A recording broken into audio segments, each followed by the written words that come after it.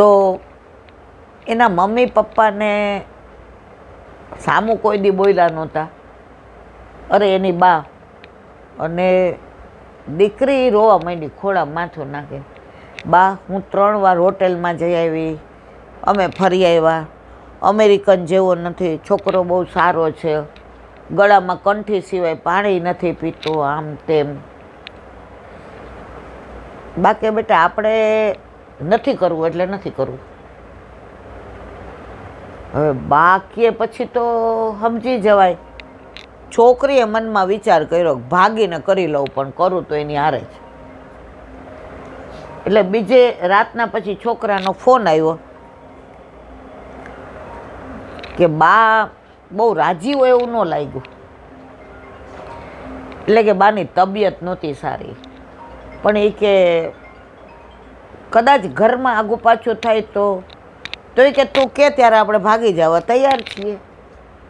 હવે વાતની પરાકાષ્ઠા જોજો. એટલે છોકરી 2-3 દિવસ મનોમંથનમાં રહી કે શું કરું. ત્રીજે દિવસે અમેરિકા અત્યારે તો ઓલા ફેસબુક ઉપર ફોટા મૂકે ના તે ને, એટલે ઓલા બેયને આમ બેઠેલા અને બહાર ગયા હોય તો આ છોકરીએ ફેસબુક ઉપર આ ફોટા મૂકી દીધા, ઓલા છોકરાએ નહીં. એટલે જે અમેરિકામાં રહેતો હતો ને એની વહુના હાથમાં આવ્યા. હવે એને 2 છોકરા હતા. હવે એના જે સગા રહેતા હતા એને અહીંયા ફોન કર્યો અને એ લોકોને એમ થયું કે અમે વચ્ચે રહીને આ કર્યું હોત તો આ દીકરીને એની માએ આજે 20 વર્ષે વિધવા થઈને આવી રીતે મોટી કરી હતી, તો અમને તો ભગવાન રવ નરકના. એ લોકોએ આવ્યા અને કહ્યું કે આ છોકરો પરણેલો છે અને આવી રીતે છે. ત્યારે બધાએ દાદીના ચરણ પકડી લીધા કે માએ કહ્યું હતું કે આપણે ત્યાં કરવું નથી, કારણ કોઈ જ નહીં.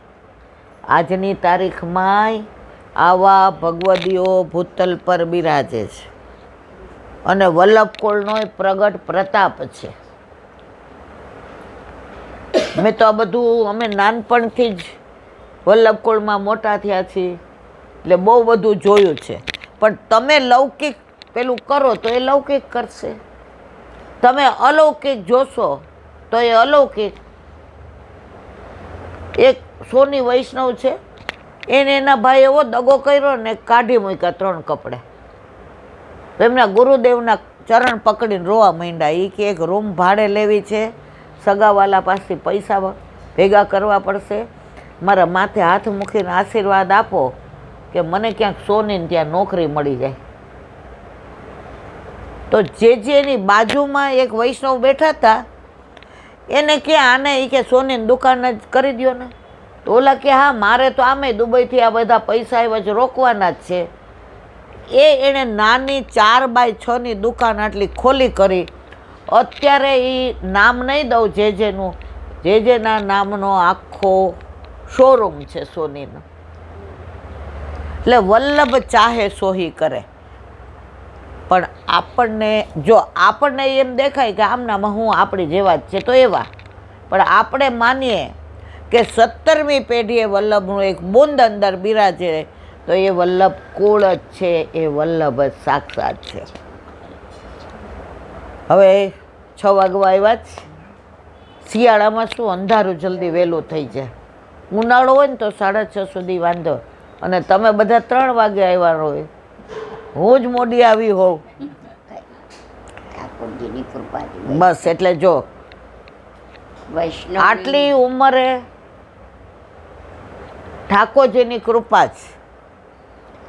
અને કેવું ગોકુળ છે, દીકરો વહુ, દીકરાની વહુ, દીકરીઓ, કોઈ અન્ય માર્ગીય નહીં. આનાથી ને વધુ કૃપા કઈ જોઈએ. અને મેં જોયું, આપણે આવ્યા તો મેં ભાઈને કહ્યું તમે બેસો, તો એણે ખુરશીની વ્યવસ્થા કરીને કે પપ્પા હાલો, હાથ પકડીને લઈ આવ્યા. માયાનો ફોન આવ્યો કે બાનો મનોરથ છે, મારો છે એવું નહીં. જ્યાં વડીલોનું માન આટલું હોય, જ્યાં ઘરમાં ઠાકોરજી બિરાજતા હોય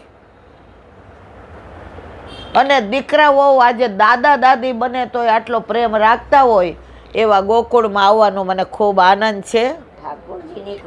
અને બા દાદા બિરાજે છે ત્યાં સુધી આજનો લાવો લીજીએ રે કાલ કોણે. બહુ કૃપા છે ઠાકોરજીની. મા બાપ બધું મળશે તમને, પણ મા બાપ નહીં મળે, નહીં મળે, નહીં મળે. એટલે આટલી ઉંમરે પણ તમે લોકો આજે આટલા બધા પ્રેમથી રહ્યો છો. બહુ જ કૃપા છે. તો હું આવા ઘરે જાઉં છું ને ત્યારે હું મારા વૈષ્ણવના ઘરે મારા કંઈક દોષ નિવૃત્ત થતા હોય ને ત્યારે હું આવા ઘરે જાઉં છું અને આવો ભાવ પ્રેમ જોઉં છું.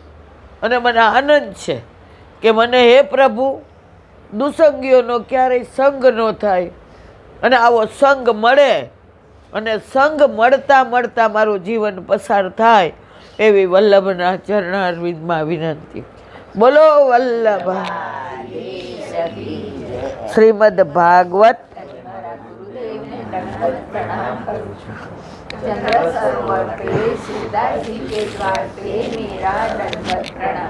सुरभि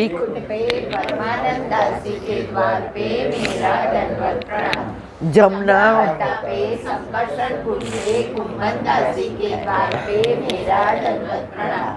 बिलछू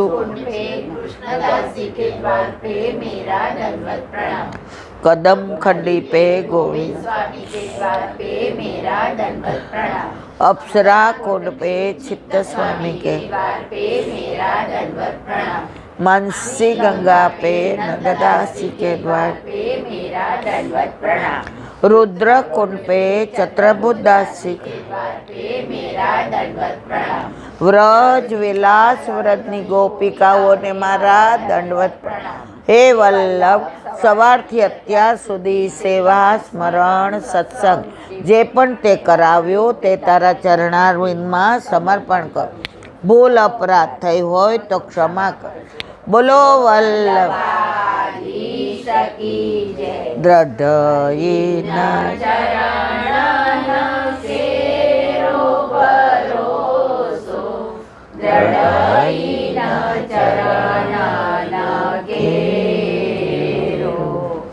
श्री वल्लभनखचन्द्र चढ़ाविनं समजुगमाज अंधेरो भरोसो दृढ़यिना चरणना केरो साधना और नहीं आकली जासु होया निवे सूर्य खाए विवेकांदरो लीना मोलको चेरो भरोसो दृढ़यिना चरणना दृढ़यिना चरणना दृढ़यिना चरणना के શ્રી વલ્લભ. આજનો આ સત્સંગ મારા વલ્લભના ચરણારવિંદમાં સમર્પણ કરું છું. ભૂલ અપરાધ થઈ હોય તો ક્ષમા કરજો. બોલો વલ્લભ. બધાય વૈષ્ણવને જાજા કરીને જય શ્રી કૃષ્ણ. જય શ્રી કૃષ્ણ.